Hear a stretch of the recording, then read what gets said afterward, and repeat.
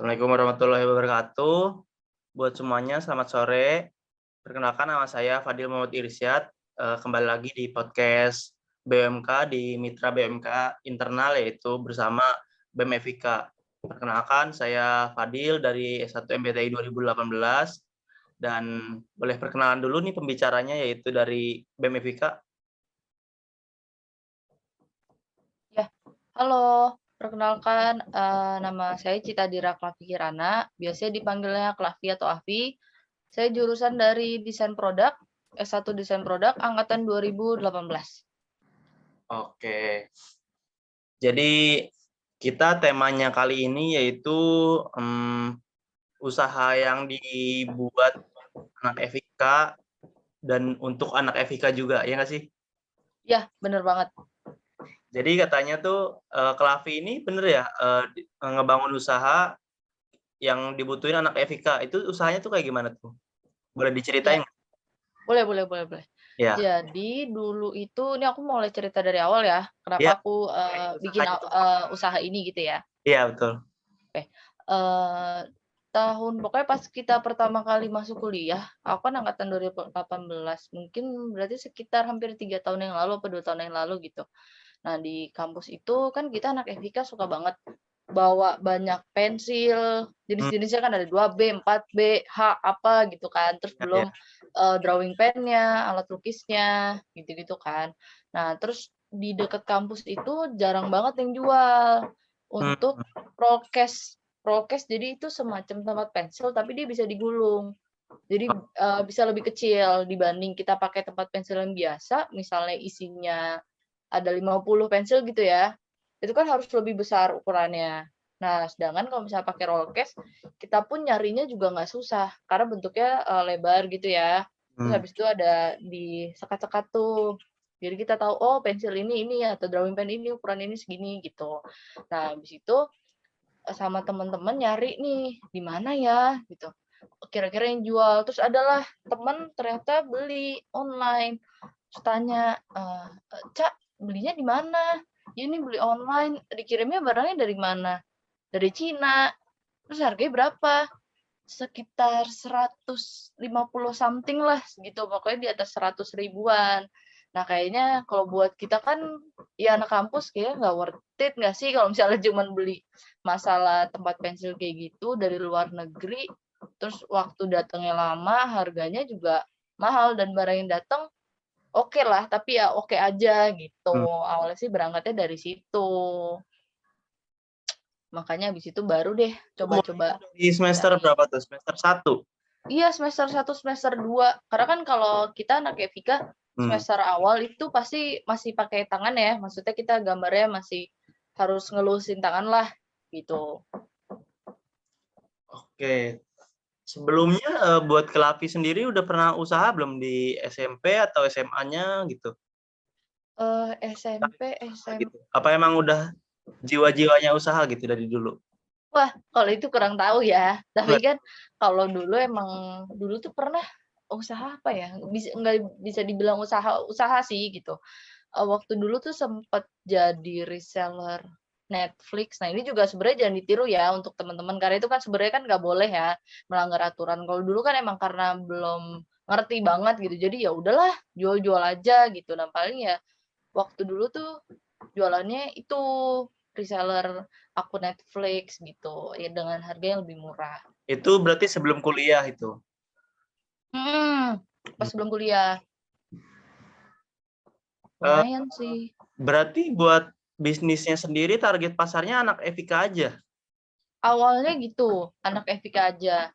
Maksudnya karena udah tahu, wah nih di sini aja nggak ada nih gitu kan anak-anak yang jualan kayak gini, dan di sini juga kayak kita beli di depan kampus, aduh nama tokonya apa ya yang suka jualan seni itu, ada deh di depan kampus gitu. Terus di belakang dekat kantin kan juga rata-rata jualannya cuman ya kertas, A4 gitu-gitulah, belum ada yang menyediakan si roll case ini, gitu. Makanya, ah ya udah deh coba aja, emang awalnya sih anak FIK. Lama-lama bukan anak FIK tapi anak yang lain juga butuh gitu. Apa gimana? Iya iya, lama-kelamaan karena kan lumayan tuh, aku lumayan ngeseriusin. Hmm. Kira-kira pasar anak FIK udah pada dapat semua nih, kayak dari anak DI udah ada yang beli, anak DKV udah ada yang beli. Gimana ya caranya ya? Akhirnya buka Instagram, terus sistem PO, sama tetap nih sama anak-anak FIK yang belum dapat, habis itu misalnya mereka udah beli, minta tolong untuk review terus dinaikin ke Instagram, ke teman-teman yang lain. Nah, jadi tuh udah tuh mulai tuh muncul.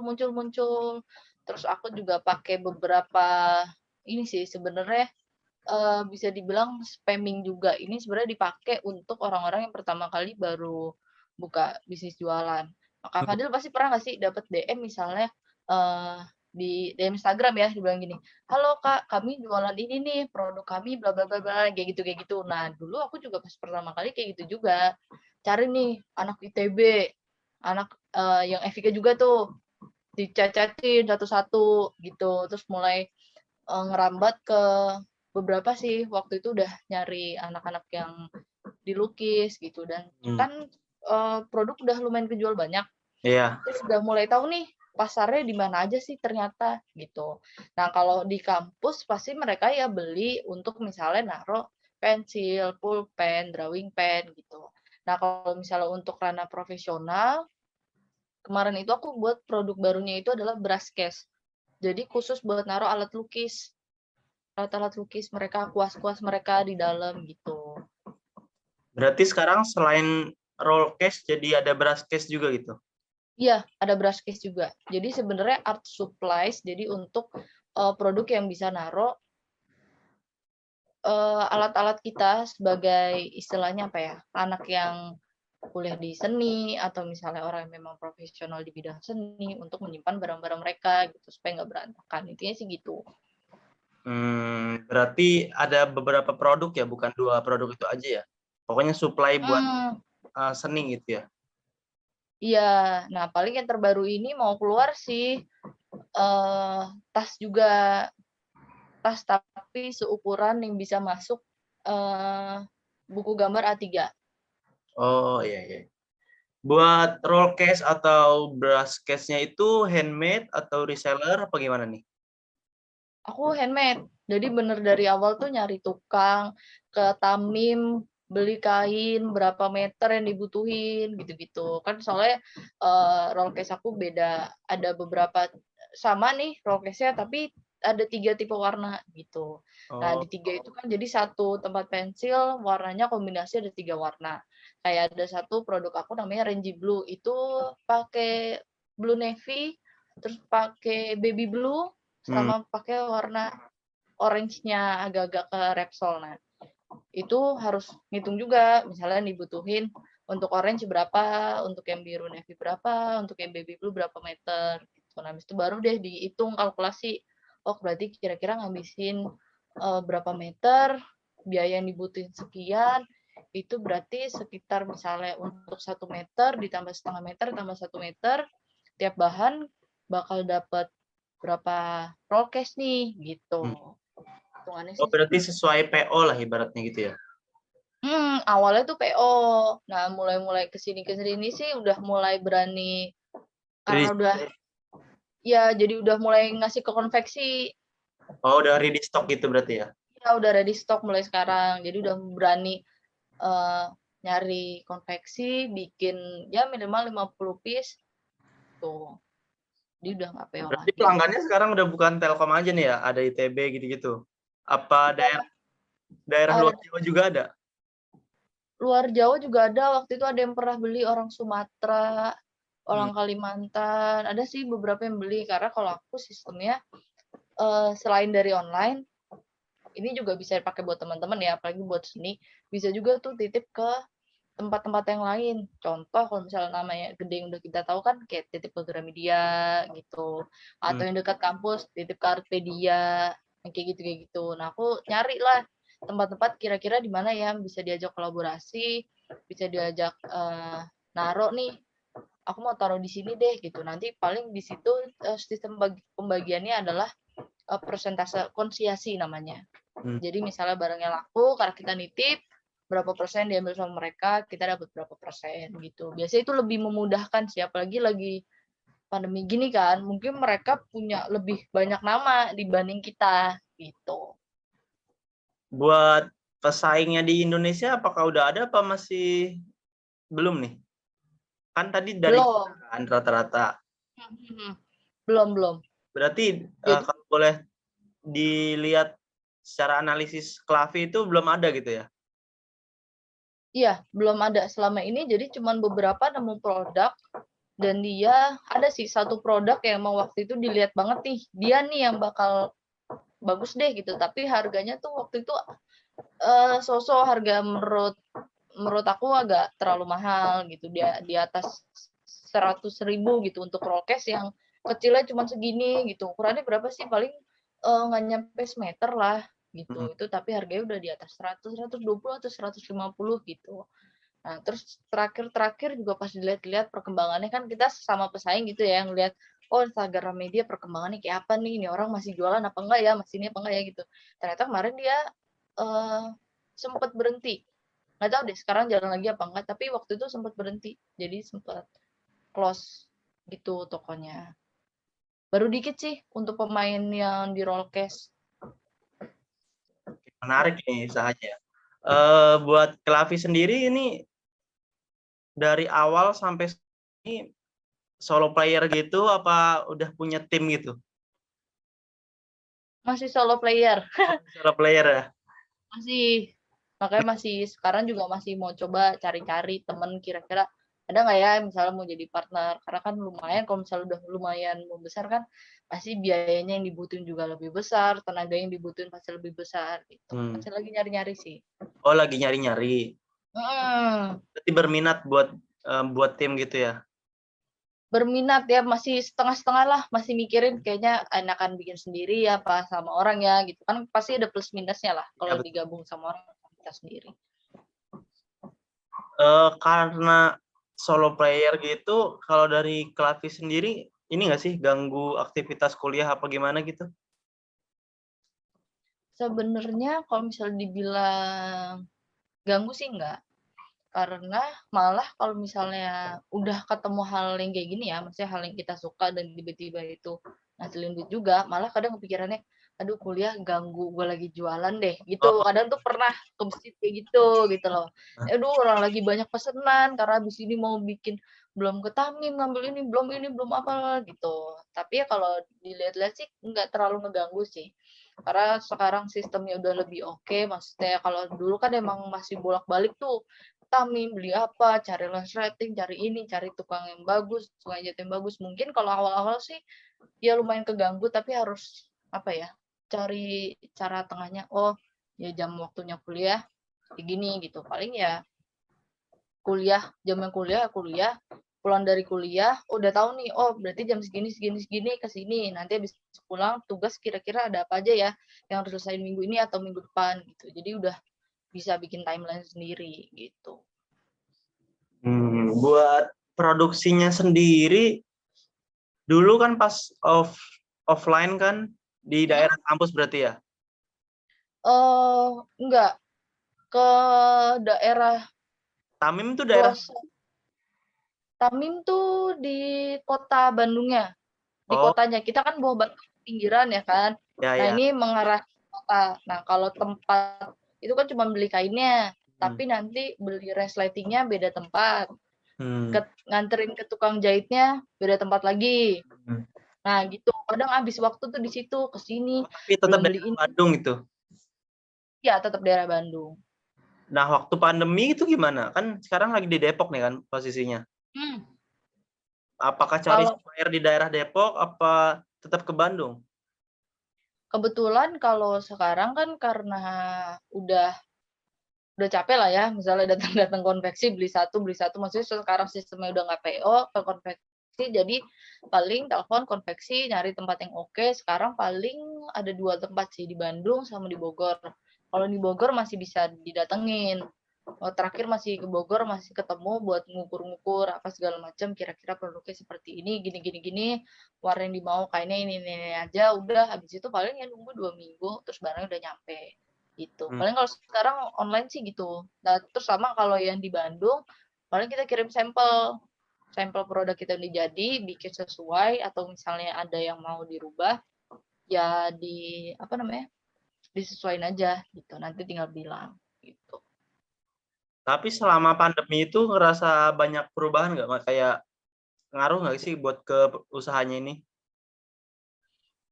Kalau dibilang ngaruh atau enggak, maksudnya menurun apa enggak gitu ya, Ya.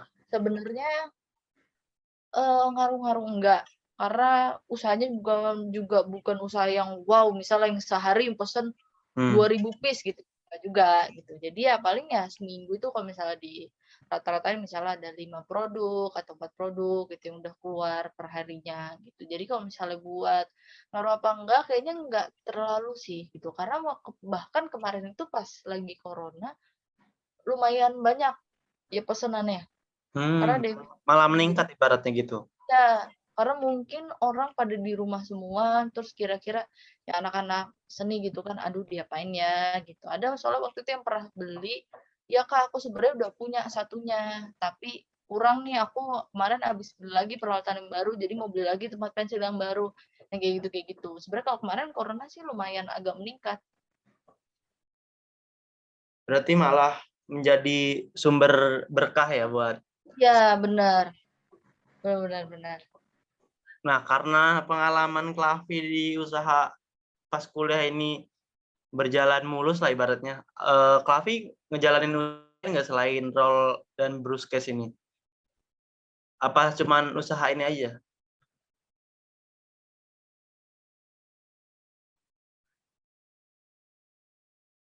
Halo?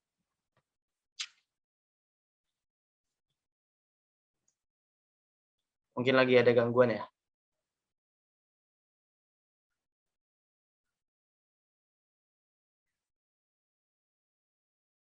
Waduh.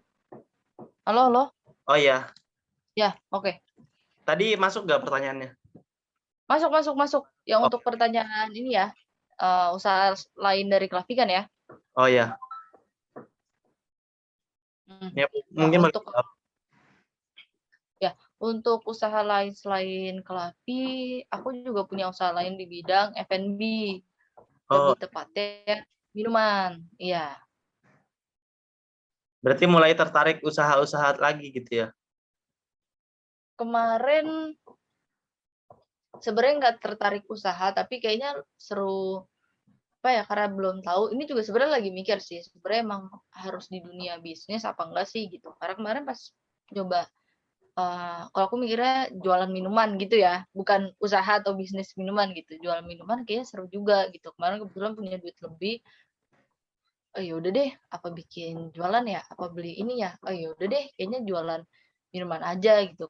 Hmm. Waktu itu ya karena masih minim gitu ya pengetahuan tentang bisnis F&B, mikirnya ya udahlah mana mungkin misalnya orang jualan minuman, ya nggak mungkin lah nggak ada yang beli gitu loh. Orang jualan minuman masa sih nggak ada yang beli? Ternyata ada di satu hari ya ada yang nggak beli gitu, maksudnya benar-benar kosong gitu tuh ada gitu. Makanya dari situ baru belajar, oh gini ya kalau misalnya benar-benar terjun di dunia F&B, maksudnya ngelihat orang ketemu secara langsung gitu, terus ngelayanin mereka secara langsung. Kan kalau misalnya rollcase yang sebelumnya kita cuma bikin nunggu orang datang terus jual, terus kita bisa nitipin barang ke sana ke sini gitu.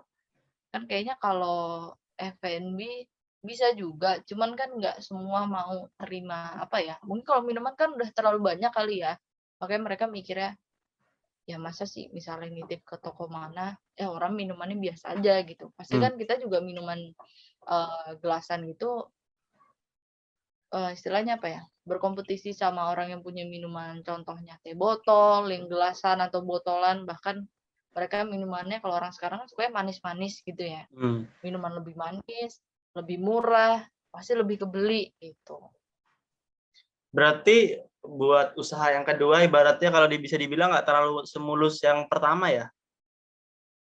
Iya, karena beda beda bidang, beda pengetahuan, nggak tahu apa-apa kan. Kalau misalnya kalau di yang rollcast kan mungkin karena aku juga kuliah di situ, terus ngambil pekerjaan maksudnya di bidang seni juga gitu. Jadi tahu, oh kira-kira kebutuhannya ini, mereka bakal begini, mereka bakal gini gini gini gini gini gitu. Sekarang kalau misalnya F&B kan misalnya kita taunya cuma kita sebagai pelanggan gitu, bukan kita sebagai penjual. Hmm. Oke, menarik banget nih buat cerita dari seorang anak FIK yang ngejual produk buat anak FIK juga gitu ya. Kalau Iya, boleh promosi benar nih, benar benar. ada nggak nih IG-nya atau apanya buat dipromosiin di sini? Kali kan teman-teman podcast nanti ngedenger. Ada yang mau beli ya? Boleh Ya, boleh. Kalau Instagramnya yang untuk yang rollcase ya. namanya klavi.id. Klavi. Ya, klavi.id. Nama Aku sendiri itu. karena arti nama aku bagus. Oh, iya iya. Berarti Eh kalau yang usaha minumannya nggak tuh jalan nggak tuh? jalan, masih jalan kok sampai sekarang. Ini makanya tadi barusan habis dari tempat jualan, Oh ya? datang ke rumah karena disuruh, kita mau cash, iya ya udah deh pulang gitu. Itu di daerah Kalau yang apa nama gitu, Mbak, yang minuman, minuman? iya di Depok, di Sawangan. Hmm. Nama ininya apa IG-nya kalau yang minuman?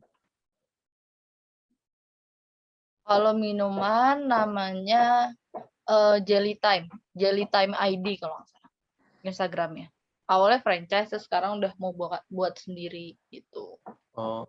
Oke, teman-teman podcast mungkin bisa dicatat tuh ya nama Instagram dari bisnis rollcase-nya itu klavi.id dan minumannya jellytime.id. Jellytime ID ya? Ya, benar.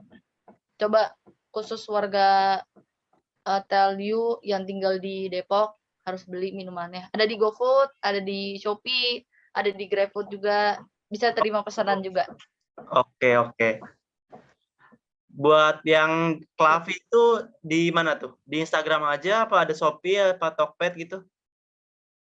Ya, kalau yang Klavi ID sementara sih ada sih sebenarnya di Shopee, Tokped, di Shopee, ada di Tokopedia, ada di Mosello Art, Hmm. ada sama di beberapa merchant yang kita kerjasama gitu. Oh. Dan bisa langsung, apalagi kamu anak Telyu terus misalnya di Timur, kebetulan juga aku titip nih di toko di Jawa Timur gitu. Oh, Bisa sampai Jawa nitip. Timur berarti. Iya, nitipnya ke sana karena kan kita juga aku nyarinya tokonya yang maksudnya yang oke dan dia memang ngedukung kita sebagai inilah maksudnya sebagai usaha-usaha masih kecil UMKM lah gitu pemasukannya ya. Hmm. Oke, mungkin nggak kerasa ini kita udah hampir 20 menit ya. Jadi mungkin pesan terakhir atau ada quotes-quotes nggak buat nih pendengar dari Klavi sendiri buat teman-teman FIK atau pelanggannya atau orang tua apa siapa gitu? Oke, buat teman-teman kalau misalnya mau sekarang nih misalnya mau coba buat usaha, coba aja nggak apa-apa. Masih istilahnya apa ya? Masih muda gitu. Jadi kalau misalnya kita gagal pun ya nggak apa-apa gitu. Nanti kan bisa, oh ya udah setengahnya udah pernah coba gitu. Jadi nggak penasaran rasanya usaha gimana ya gitu kan kadang kita suka takut sendiri misalnya teman-teman aku banyak nih yang nanya oh lu berani sih usaha gitu ya dibilang berani juga ya enggak ya coba aja dulu gitu kalau misalnya nanti gagal ya udah gitu seenggaknya gagal pas umur 21 gitu bukan nanti gagal pas udah umur 30 40 maksudnya udah banyak pikiran tentang oh iya harus bayar ini bayar apa bayar ini bayar itu gitu. Terus untuk teman-teman yang ternyata udah pernah beli dari Cafe ID atau minuman aku, makasih banget. Kalian juga harus tetap support punya teman-teman kalian semuanya, apapun jualannya.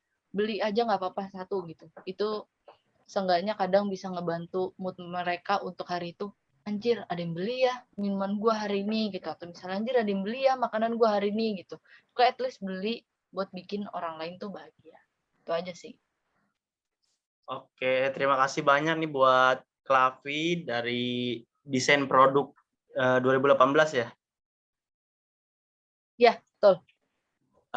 Sama aku mau makasih juga buat Utari dari BEM FIK dan juga Nadira dari BEM Kemateliu sebagai narahubung kita berdua. Mungkin biar yang di belakang layar itu kenotis di podcast. Kalau mau on cam nggak apa-apa Nadira sama Utari biar kelihatan juga di podcastnya nanti. Iya iya iya iya iya, Utari mana nih Utari? Utari tahu Oh. yang hubungin aku. Nah, dia juga harus terkenal. Ayo Utari, silakan promosikan apa yang lu punya usaha apa gitu. Sekarang sih belum ya, tapi doain aja. Tapi makasih banget juga ya buat Klavi sama buat Iya, BMK. Ya. thank you. Menarik banget, sumpah keren. Nanti mau on cam nggak nih? Dari aku nggak kelihatan semuanya sih nih kebetulan. Oh iya. Cuma 2 aja yang kelihatan. Oh ya udah. Oh ya udah. Oke, makasih banyak buat Klavi, Utari, dan Nadira. Sekali lagi, mohon maaf kalau misalkan aku masih banyak kurangnya karena bisa dibilang masih amatir lah sebagai moderator ataupun apa ya, penanya gitulah. Oke, teman-teman podcast, nanti tunggu aja kita upload di channel kita.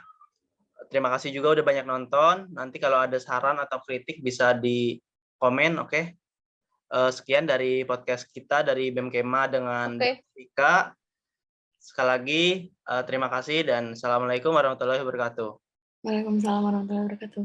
Makasih.